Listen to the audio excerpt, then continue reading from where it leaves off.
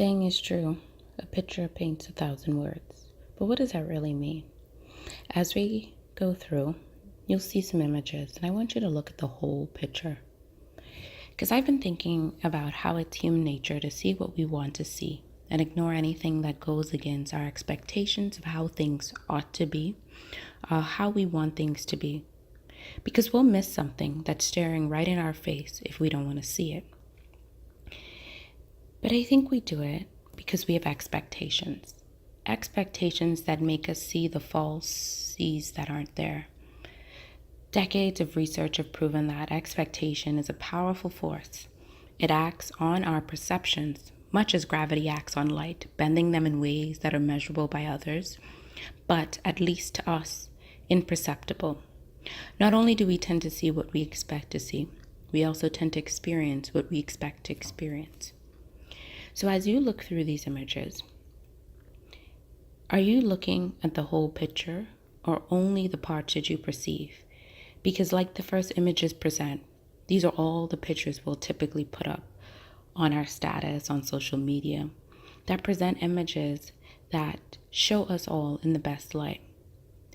But for example, a marriage that is showing signs of trouble, the wife becomes cold, withdrawn, and quiet. The husband ignores these signs, and then when the wife finally asks for divorce, he's upset but not surprised, remembering everything that he'd been refusing to see. Another scenario, a girlfriend is showing signs of a bad temper, but her boyfriend ignores these signs because they're not what he wants to see. Until one day, when she hauls off and hits him, he's devastated but not shocked, as all the information had been there in the form of subtle and not so subtle signs, and he realizes that he's been refusing to see it. Sometimes, I think all the time, human nature is fascinating. Whether it is words on a page, pictures on a wall, too often, we choose to see not what's right there, but what we hope or expect to see. Often, the warning signs of trouble are all around us, there to help us if we'd only choose to notice them.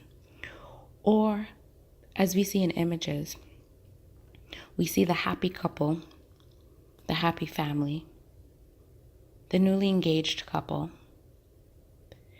or the budding successful individual. But we only see that because that's what we perceive it to be. Especially now with social media. These pictures paint 1,000 words. The question isn't that they paint 1,000 words. It's what 1,000 words are you seeing? What images do you want to see? Because when I look at a whole picture, I see the initial and then I see the whole story. Because what I've come to learn is that a picture does paint 1,000 words, not just the ones that are right in front of us.